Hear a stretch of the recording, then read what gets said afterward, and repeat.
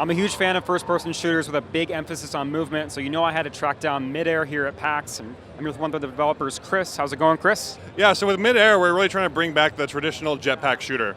So as you can see by kind of our art right here, we have lots of jetpacks, lots of freedom of movement. If you're familiar with games that are kind of like this, we have this mechanic called skiing that allows you to kind of become frictionless on the ground. And if you combine both this frictionless thing as you kind of go down hills and you jetpack up the other side of hills, it ends up creating this kind of unique flow that you don't see in a lot of other games. And the first time that you feel it, like you just know that this is kind of a special game.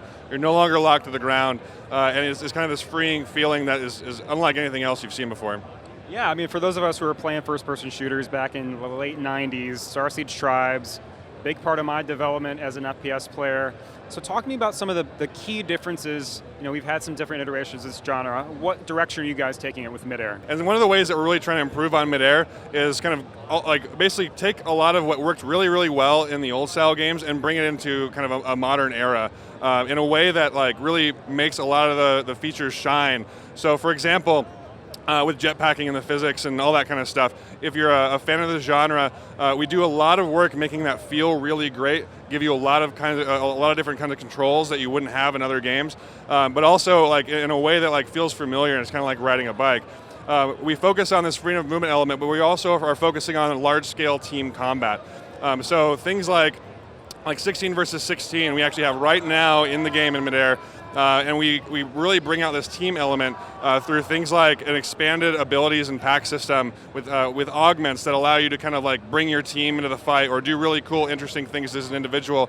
We're also making sure that we have vehicles that are clearly important on the battlefield and give you a lot of options to kind of work together as a team in order to take down an enemy base or defend the enemy assault against your own base. We're expanding things like our engineering system so you can actually go and build defenses in a way where you aren't just kind of like locked behind a base and you can kind of get out in the fight and be active. And on top of that, we give you full customization. So a lot of games in the modern era kind of lock you into specific classes. But in Midair, we want to give you full control. Like with these kind of battles, like the battle will evolve as the game goes on. We want you to have full control over, well, I need to change my armor type right now, or I need to go choose this specific kind of weapon because that guy is like really handed it to me, right? And or things like my abilities. Like I just need to like get that edge in this certain way, and we don't want you to feel like you're locked to a class to do that. It should be your choice to choose which classes you want. So Chris, I'm sure you play Tribes Ascend like me. Sad to see that game go, but I'm curious, what lessons did you take away from Tribes Ascend and its kind of departure from the genre? Yeah, absolutely. So we talked to a lot of people who played Tribes Ascend, and one of the things that they said were that like the monetization model that came out on launch with Tribes Ascend was something that really turned them off. And if you're a Tribes gamer like me and you grew up with the genre, I connected with my dad like starting in 1998 with this thing, and that was an era where we didn't have the free-to-play model.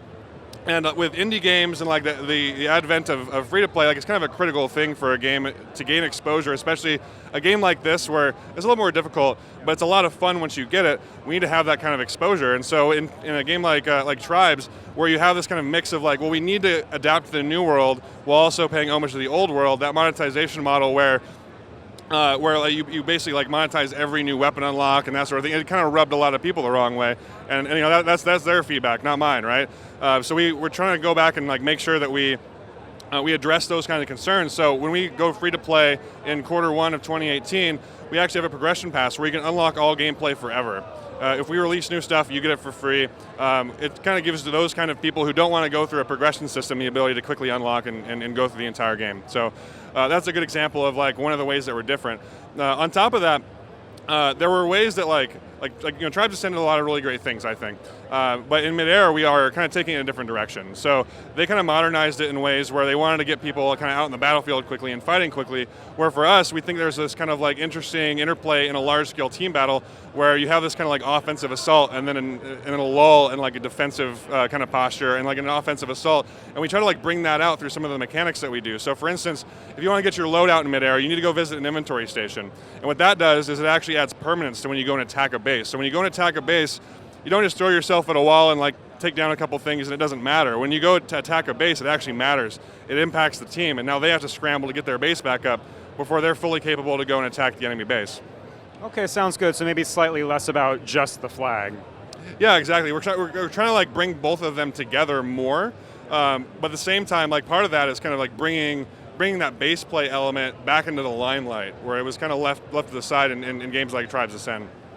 Sounds good. Well, Midair is playable right now. Where can people find it? You can find it on Steam Early Access. We just launched last Friday, so it's fresh right now for $29.99. If you buy it now, you get that progression pass that I mentioned for free on launch. So if that's something that's interesting to you, like go check it out now. There's lots of great players. We're a true early access title. I'll give you an example. We have about 59 maps or map iterations out there right now, and a lot of them are prototypes. We have about 3 or 4 maps right now. They're kind of fully arted, but we're really asking for the community to give us feedback. And so if you go and test a new prototype map and go post in the forums, we're going to go listen to that feedback. So this is a great time to get in because you really get to be a part of the development process. Chris, thanks a lot. Thanks for bringing back Tribes in my life. Also, that's a lot of maps. Wow, I'm going to have to go check them out. Guys, it's Midair. Go find it on Steam. For more from PAX, go to pcgamer.com.